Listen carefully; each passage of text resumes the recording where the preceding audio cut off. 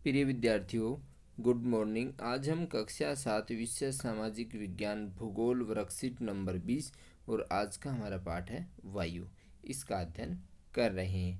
प्यारे बच्चों, जब जो जल है, जल अर्थात पानी, पृथ्वी एवं विभिन्न जलाशयों से, जलाशय अर्थात जहाँ पर जल रहता है, उनसे वाष्पित होता है, मतलब उड़ता है, भाप के रूप में उड़ता है, तो वह जल वाष्प बन जाता है।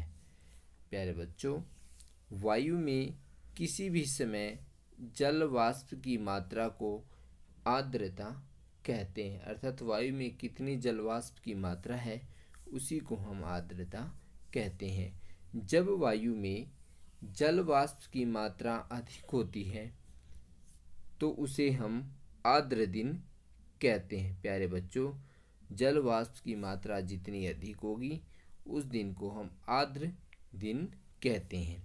जैसे जैसे वायु गर्म होती है तो इसके जल वाष्प धारण करने की क्षमता बढ़ जाती है, अर्थात जितनी वायु गर्म होगी उतनी ही ज़्यादा जल को ग्रहण कर लेगी। इस प्रकार यह और अधिक आर्द्र हो जाती है। और प्यारे बच्चों, जब आर्द्र वायु होती है तो दिन भी आर्द्र ही होता है, और आर्द्र दिन में कपड़े सुखाने में बहुत ज़्यादा समय लगता है, क्योंकि वायु में भी आर्द्रता बनी रहती है और कपड़े तो आर्द्र पहले से ही हैं। तो और इसी कारण से हमारे शरीर में भी आसानी से पसीना नहीं सूखता है और हम क्या करते हैं, असहज महसूस करते हैं। अब प्यारे बच्चों, वर्षण अर्थात वर्षा के कुछ प्रकार हैं, जैसे संवहनी वर्षा, चक्रवाती वर्षा और पर्वतीय वर्षा। प्यारे बच्चों, संवहनी वर्षा जब वायु गर्म होकर के ऊपर उठती है और फिर जाकर के ठंडी हो जाती है और वो इतनी भारी हो जाती है कि वहाँ पे रुकना कठिन हो जाता है, तो वो वहाँ पर बारिश कर देती है। तो प्यारे बच्चों, अब है चक्रवाती वर्षा। एक तरफ से ठंडी वायु, दूसरी तरफ से गर्म वायु जब दोनों आती हैं और एक स्थान पर मिलती हैं, जैसे यहाँ पर आ गई, तो जब ये मिलने के स्थान पर एक चक्रवात का रूप धारण कर लेती हैं और इसके कारण से जो वर्षा होती है वो चक्रवाती वर्षा कहलाती है। ये वर्षा प्रायः जो शीतोष्ण कटिबंध क्षेत्र हैं वहीं पर होती है।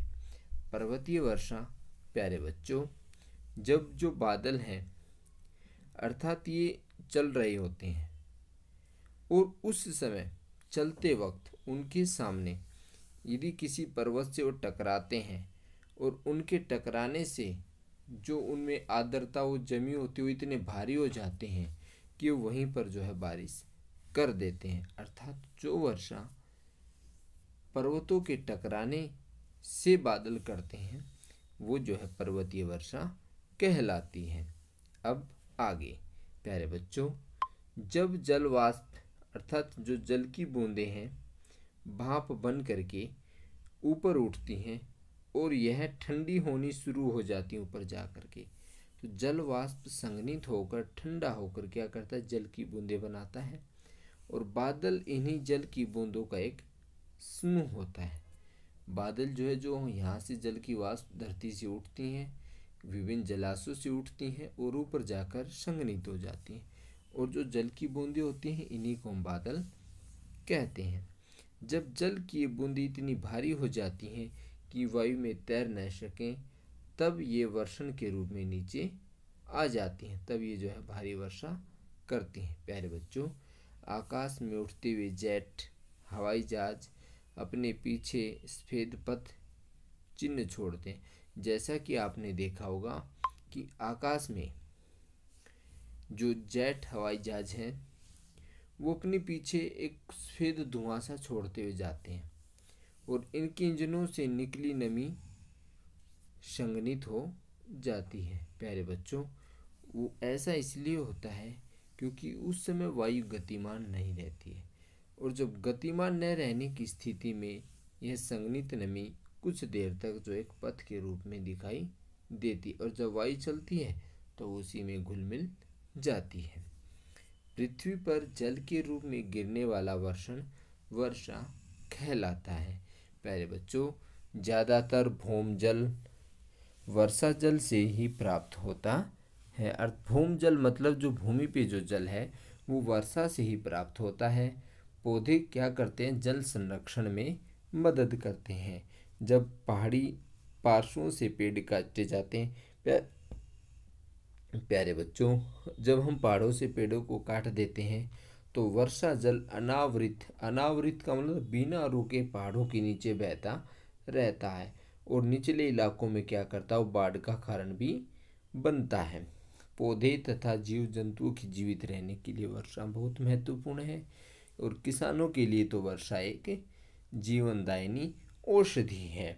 इससे धरातल को ताज़ा जल प्रदान होता है। यदि वर्षा कम हो तो जल की कमी और सूखा हो जाता है और जब सूखा ज़्यादा होता है तो उस वर्ष को हम अकाल भी कहते हैं कि अब की बार अकाल गिर गया है। इसके विपरीत अगर वर्षा अधिक होती है तो बाढ़ भी आ जाती है। प्यारे बच्चों, अब ये कहते हैं कि क्या आप जानते हैं कि जो वर्षण अर्थात बारिश के दूसरे रूप भी हैं, जैसे हिम, सहिम, वृष्टि, ठीक है ना, तथा ओले। कई बार बारिश के साथ ओले भी गिरते हैं। अब आगे प्यारे बच्चों, अब इसके अभ्यास के प्रश्न है। वर्षा के प्रकारों का वर्णन कीजिए। तो प्यारे बच्चों, वर्षा के 3 प्रकार बताए गए हैं मुख्य रूप से, संवहनी वर्षा, चक्रवाती वर्षा और पर्वतीय वर्षा। अब हमारा प्रश्न नंबर 2, वर्षा के दिनों में गीले कपड़ों को सूखने में अधिक समय क्यों लगता है। प्यारे बच्चों, वर्षा के दिनों में वायु में आर्द्रता अधिक होती है, इसलिए कपड़े सूखने में अधिक समय लगता है। अब हमारा प्रश्न नंबर 3 है, आपके अनुसार दिल्ली में किस माह में वर्षा अधिक होती है। तो प्यारे बच्चों, जून जुलाई के महीने में वर्षा दिल्ली में अधिक होती है। वर्षा के दिनों में आपके द्वारा अनुभव की गई किसी महत्वपूर्ण घटना का वर्णन कीजिए। तो प्यारे बच्चों, ये घटना वैसे तो आपको अपने अनुभव से लिखनी है, मैं आपको एक उदाहरण के माध्यम से समझाना चाह रहा हूँ। जैसे एक बार मैं अपने मित्रों के साथ गली में नहा रहा था, अर्थात बारिश के दिन थे तो मैं नहा रहा था। तभी हमें एक शरारत सूझी। अक्सर बच्चों के मन में तो शरारती बातें ही आती हैं। सबने मस्ती का मन बना लिया। एक दोस्त को नहाने के लिए घर से बुलाया कि भाई उसको बुला के लेके आते हैं, नहाएंगे सब मिल करके। बेचारा आ गया और आने के बाद उसको उठाकर पूरी गली में ज़बरदस्ती पकड़ के घुमा दिया, कपड़े निकाल करके, भाई कच्चे कच्चे में। उसके बाद उसको बहते पानी में भी लिटा दिया। उसने घर जा कर के भाई अपने मम्मी पापा को बताया और उनके मम्मी पापा हमारे घर पे आए और मम्मी पापा ने मेरी खूब धुनाई की। और वह घटना याद करके आज भी मुझे बहुत हंसी आती।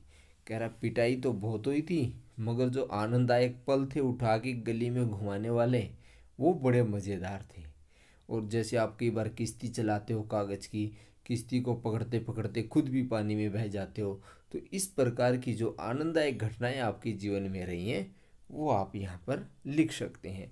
आशा करता हूँ प्यारे बच्चों आप इस वर्कशीट को समझ गए होंगे। और आपने यदि चैनल को सब्सक्राइब नहीं किया है तो आप लाइक करें, सब्सक्राइब करें और अपने दोस्तों के पास भी शेयर करें। धन्यवाद।